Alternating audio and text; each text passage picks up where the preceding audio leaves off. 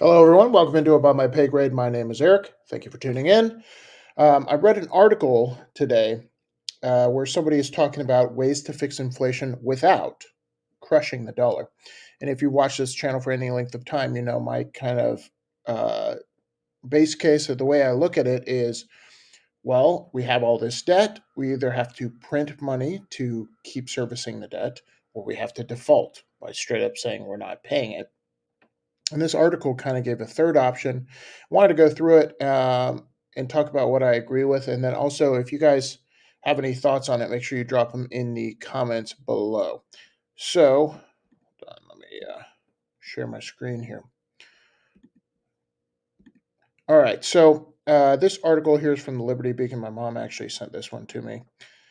And I thought it'd be interesting to go through. It's from a guy named Brandon Smith from altmarkets.us. So he lays out the case here in this highlighted portion. He basically says um, people think that inflation is more money chasing less goods, and that is true. But and this is kind of why I'm not totally on the hey, we're going to hyperinflate next year camp, because it is not always that simple, and there's a lot of moving parts. And I like to say, I think I've heard this, I can't remember who I heard it from, but the economy is like, or the market is like an ecosystem. And let's say in South America, you wanted to adjust the flow of the Amazon River because crocodiles were able to swim up and eat a certain type of species of four-legged animal that you wanted to protect. Okay, so instead of that happening, you just divert the river somewhere else. Since that's an ecosystem, um, that's going to have unintended consequences. And so when the government goes sticks their finger on the scale of the market and they say, hey, we're going to give money to these people, we're going to give subsidies over here, it normally is going to have downstream effects, as we've seen. So I'm always an advocate of get out of the market completely, and that's kind of what this guy is saying. So he says here in this highlighted portion, there's also bottlenecks in resources, production, bottlenecks in shipping and energy, yada yada yada. So it's not just more dollars chasing less goods. That I agree with. But in a vacuum, that definitely is the case, right? If you had a vacuum kind of economy and then all of a sudden more dollars were introduced, obviously that's going to cause inflation. Think like the game Monopoly. All of a sudden, there's double the money on the board. You're going to have uh, inflated assets. So, reading from the article here, he says, that said, too much money chasing too few goods is not the only problem we face as a nation. There's also an issue of global interdependency and our reliance on other countries, such as some of them being hostile for production and resources. Okay. With supply chain disruptions and ever present danger, this is not enough to focus on money velocity and central banks alone. We won't be solving the crisis that way. So he's basically saying we we have a supply chain issue to some degree because we have people like China, for instance, who are not very dependable. Let's say their COVID zero policy, for instance, or Iran or Saudi Arabian, or sorry, Middle Eastern countries in general, who we don't know if we can trust for their oil. Also, they don't know if they can trust us. But he basically says, hey, if we start onshoring things that we otherwise would outsource, this is a possibility for saving the dollar. Now, if you saw my video a couple days ago about Triffin's dilemma, as I read through this article, I was thinking, well, how there's a reason we import more than we export. It's because American companies cannot be competitive with those overseas, especially if they're using slave labor. Okay, so um, I know this is kind of like a hot topic for some people, but how do you compete? How does a free market like America compete with a country like China if they're using straight up slave labor, um, or they're working for $1 a day? And if the dollar is more valuable than the yen, it's going to make it very hard to trade. So my point with the Triffin's dilemma is having the world reserve currency makes it very hard to be an exporter. because your currency ends up being usually the best value currency. People want more of it, so you have to import in order to export your currency itself. And he's saying onshoring might help with that. I do think, I'll just say this, I do think that if we have a growing pains period where we go from de-dollarization, where the dollar is the world reserve currency, and I don't think that's going to happen overnight per se. I think it's going to be like the BRICS nations start their currency. There's going to be some competition there. More people will start to leave the dollar-based system, go to the BRICS-based system. People might start to use Bitcoin or some kind of gold digital-backed currency, and the dollar won't have the hegemony it once did. Now, in the long run, once this starts, 10, 20 years, I think that'll be a net positive for the middle class in the United States, and a net positive for jobs in the United States. But that growing pains period is going to be rather difficult. So in the article, he says, in order to fight back against the monetary decline, the U.S. needs to produce a majority of its goods again. This doesn't happen that long ago, where, in the 50s, the reason we had the Bretton Woods Agreement and we were kind of like, hey, we're King Tut over here. We're going to have the dollar back. Dollar be the world reserve currency because we had the most gold. We didn't have any real downsides as far as onshore downsides to manufacturing from World War II, where other countries did and they had to rebuild. So we were king on top for a while, but we were manufacturing a ton, right? We were a net exporter, and now we're not. You got to ask yourself why, and this goes back to Triffin's dilemma. But he says making our own goods at home would help with things like, obviously, reliance on China.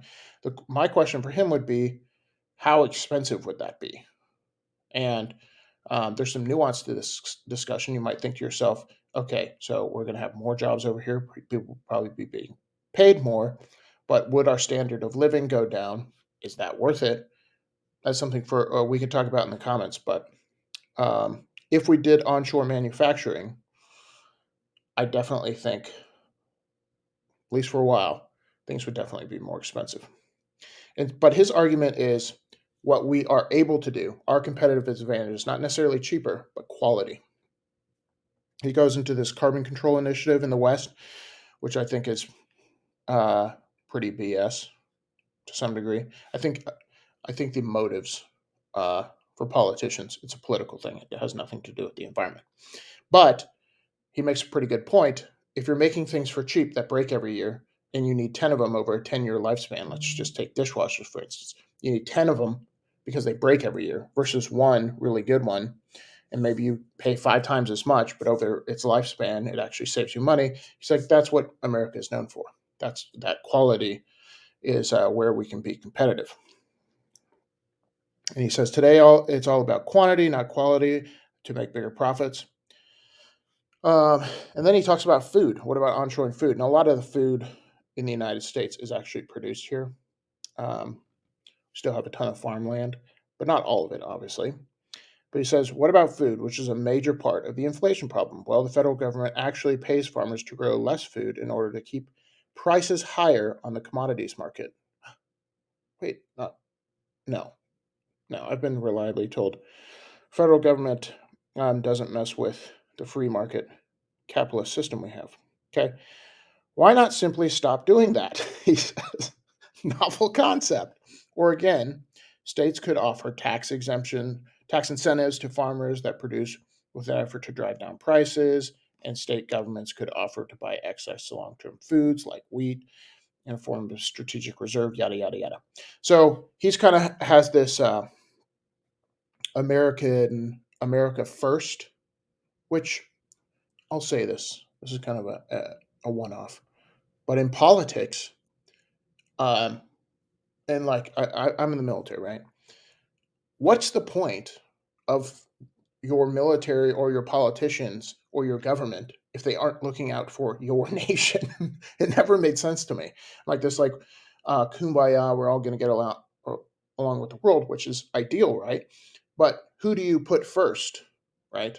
If you're a lawyer and you're hired by a client, you don't also talk to the prosecutor. You're not also representing them. So if your country hires you to be their leadership or representative, if push comes to shove and you have to make a decision where you're like, hey, does this benefit or harm Americans? Does it benefit or harm my pocketbook or another country? Obviously, you should, in my opinion, filter that through, well, I'm here to do a job, which is represent the American people and their interests. Really not too cosmic. It is today, though, unfortunately. But here's a good one. And I got to chew on this one and think about it. But he said, what about housing? Simple. Ban foreign purchases of property and allow American citizens to buy American land. American citizens have a right to private property under the Constitution. Foreign investors and governments do not have that right. If you look into the Chinese real estate investors, they're blowing up the Canadian market because basically they're taking. Oftentimes, you kind of look at debt to income ratios, and you're like, well, you can kind of make a prediction as where the housing market's going. But if a lot of investors are coming from overseas, and it's like a vacation home or it's a literal investment, and in China, that's a big part of their investing. It's less stocks and bonds, but and it's more let's let's buy property. If China's overvalued, they go worldwide. So these are individual Chinese citizens, some of them involved in the government, but they drive up, at the very least, drive up property values. I'd love to know what you guys think. Do you think foreign citizens, non-American citizens, should not be allowed to purchase American property? Um, I know we wouldn't be the first nation to do that, not even close. But he's talking about this in reference to housing prices going up, right? And then this goes back to my original statement, like, who are you going to put first? If you're a representative, you're going to put American citizens first. But you got to think, hey, okay, this is the government getting involved. What are the downstream effects? That would be maybe a good video to talk about. So he concludes with, my point is there is a need for a solution. That I agree with. I I bitch and moan on this channel a lot. I don't always want to be negative Nancy. Um, but if you turn on mainstream corporate media, it's all like positivity, rainbows, and sunshine. Like we're not going to have a crash. And I'm like, oh, all signs point to yes. But I agree with him. What? Here's the problem. It looks like our representatives don't really care to address the problem because it's politically unpopular. So, in a way, that's voting public. Because if your political leader said, "Hey, I'm going to cut your benefits," would you vote for him? Probably not. Okay. But we need Fed intervent. Or he said, we don't need Fed intervention. We don't need sky high interest rates. We don't need stimulus. We don't need government oppression. Uh, we don't need government oppression or foreign investors. We don't need global centralization or great reset. We don't need any of it. So get out of the way, government. This is his point. Let the American free market work. Let American ingenuity and entrepreneurial spirit take over. And no matter if I agree with him on if it would fix the debt problem, which um, I actually think the government would just spend more. So the problem is not like how much we're making in taxes. The problem, in my opinion, is the spending, right? No matter what, if you overspend, uh, it doesn't matter it doesn't matter how rich you are. But I think this is a good start. And I ultimately, at the end of the day, agree with the majority of what he says. I'll link his article in the description below. But let me know what you guys think in the comments below. See y'all in the next one. Peace.